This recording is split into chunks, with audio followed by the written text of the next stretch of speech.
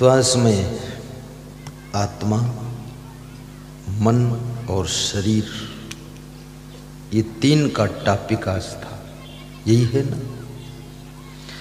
लेकिन आत्मा के बाद एक परमात्मा भी है और परमात्मा के साथ महात्मा भी है और महात्मा के साथ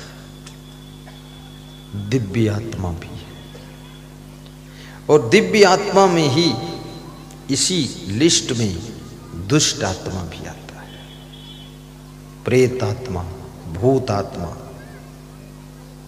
आत्मा तो मुख्य है, आत्मा तो मेन है, लेकिन ये आत्मा जब कुछ विशेष कार्य करता है, महान कार्य करता है, जब एक सामान्य जनमानस से हटकर ऊपर उठ करके कुछ ऐसा करता है जो सब नहीं कर पा रहे हैं, तो उन महान कार्य करने वाले को महात्मा कहा जाता है।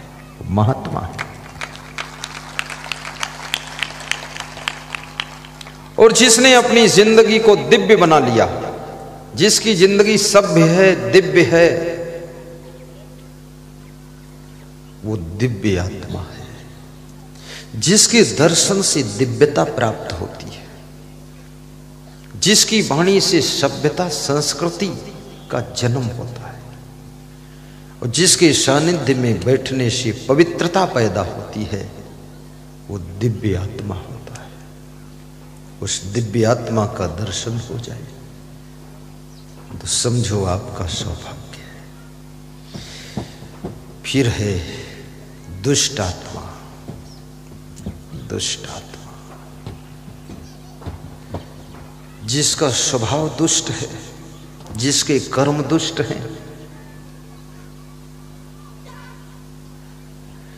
और जो दुष्टता ही दुष्टता करता है, जिसकी दुष्टता से तुम्हें दुख होता है, उसे दुष्ट आत्मा कहते हैं। और श्रेष्ठ आत्मा, बहुत गौर से समझना, आत्मा तो आत्मा है, लेकिन ये श्रेष्ठ, जब श्रेष्ठता का कार्य कोई करते, सर्वश्रेष्ठ कार्य जब तुम कुछ करते हो, तब तुम श्रेष्ठ आत्मा बन जाते हो। और प्रेत आत्मा, भूत आत्मा। प्रेत आत्मा कौन है? भूत आत्मा कौन? जो लोग मर जाते हैं ना, वो भूत प्रेत हो जाते हैं। स्त्रियां मर जाती तो ये चुड़ैल हो जाती है। ऐसा मैं नहीं कहता हूं, समाज में मान्यता है, कुछ ग्रंथों में भी लिखा है कि जिनकी आत्मा तरती नहीं है, भूत बन जाते हैं, प्रेत बन जाते हैं और स्त्रियां चुड़ैल हो जाती। ये भी लिखा है शास्त्र में कि जो पति अपनी पत्नी को बहुत सताता है, उसकी पत्नी मर करके चुड़ैल बनकर उसको सताती है।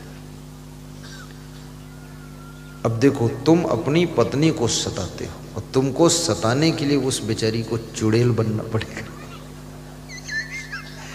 तो चुड़ैल को सुख कहाँ है?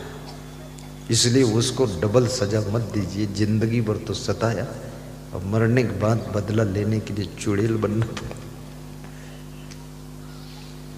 और जो स्त्रियां अपने पति को बहुत दुख देती हैं, उनका पति फिर भूत बन करके उनको लगता है।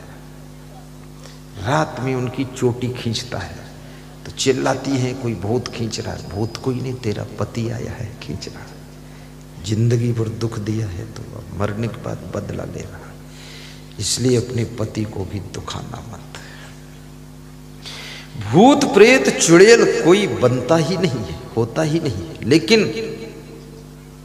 आपने यदि बहुत किसी के साथ में गलतियां किया है, उत्पात किया है, खुराफात किया है, फालतू बात किया है, तो तुमको ऐसा एहसास होगा कि हमारे ऊपर भूत आया है, चुड़ैल आई है, कोई प्रेत लगा हुआ है। पर मरने के बाद कहते हैं कि शरीर अग्नि में जला दिया जाता है। अग्नि संस्कार और जल संस्कार और मिट्टी संस्कार। सबसे अच्छा संस्कार है अग्नि संस्कार। इसलिए मैं निवेदन करूंगा, मिट्टी संस्कार और जल प्रवाह संस्कार मत कीजिए, मृतक शरीर का अग्नि संस्कार कीजिए। अग्नि संस्कार से प्रदूषण भी नहीं फैलता है और 10 मिनट में शरीर भस्म होकर राख हो जाता है।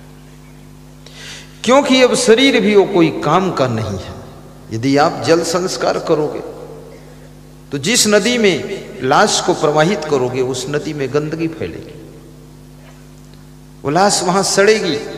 आपके माता पिता की लाश, पति की लाश, पत्नी की लाश, आपके भाई की लाश पहले वहां सड़ेगी, फूलेगी, फिर मछलियां नोच कर खाएंगी, तो उस लाश की सत्यानाश हो जाती है।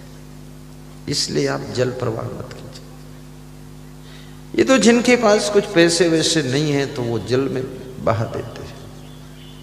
अग्नि संस्कार करो।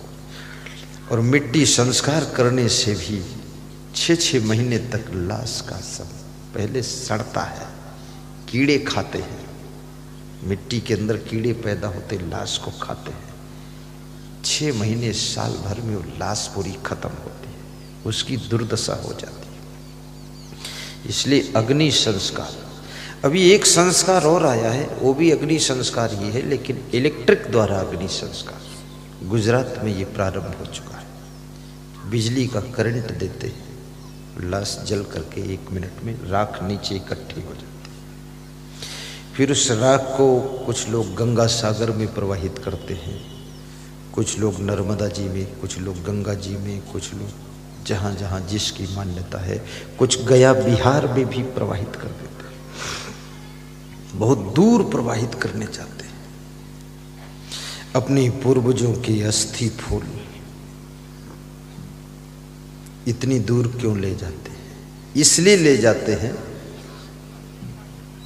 कि हमारे पूर्वज मृत्यु को तो प्राप्त हो गए, लेकिन उनकी अस्थियां गंगा जी में प्रवाहित कर दूं, ताकि उनकी आत्मा भूत प्रेत चुड़ैल न बने, कम से कम उनकी आत्मा की सद्गति हो जाए, इसलिए गंगा जी में प्रवाहित करते हैं। परंतु मैं निवेदन करूंगा, अस्थियां बिखरने से पहले आस्था को मजबूत कर लीजिए। ये अस्थियां गंगा जी में प्रवाहित करने से आपकी आत्मा तर जाएगी, इसमें थोड़ा संदेह भी है। आस्था अगर आपकी है धर्म के प्रति, भक्ति के प्रति, आस्था ही आपको तारेगी, ये अस्थियां नहीं तारेगी। इसलिए अस्थियां आग में जले उससे पहले आपके हृदय में आस्था का फूल खिले, तो आपकी आत्मा की सद्गति हो जाएगी।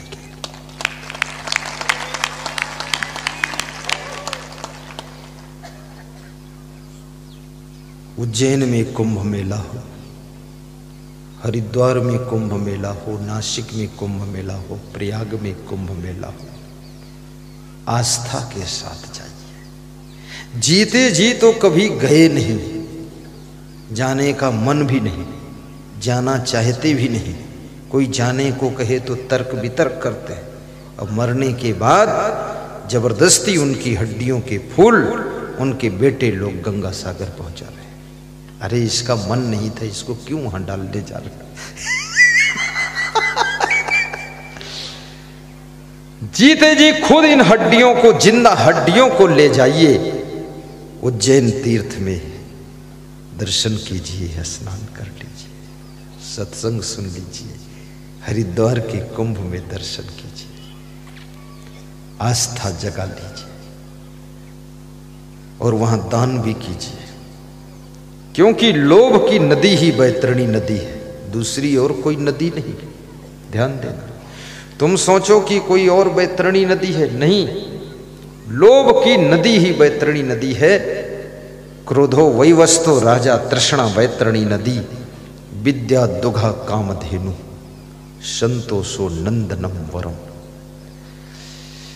विद्या कामधेनु गाय है, संतोष इंद्र का नंदन वन है, और क्रोध यमराज का रूप है, और तृष्णा ही बैतरणी नदी है।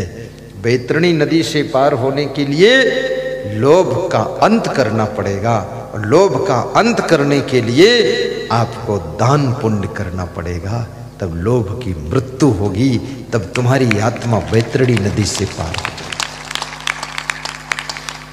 कितने लोग छिपरा में भी नहाने जाते हैं, गंगा में नहाने जाते हैं, 1 रुपया दान नहीं करते, और वहां से लौट कर आते हैं तो चर्चा भी करते हैं, हमने तो फूटी कौड़ी भी नहीं दिया।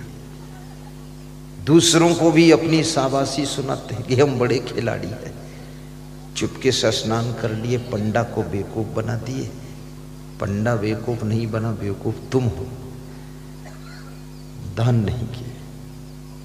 जर्दा में खर्च करते हो रुपये, दारू में खर्च करते रुपये, बीड़ी सिगरेट पान तमाकू पुड़िया में खर्च करते हो रुपये, दुनिया भर की खुराफात में खर्च करते हो रुपये।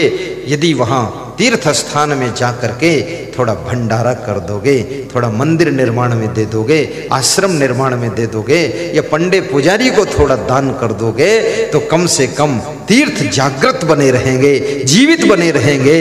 दानियों की जब कमजोरी पैदा हो जाती है तो तीर्थ भी डेड होने लग जाते हैं, इसलिए दान करना चाहिए।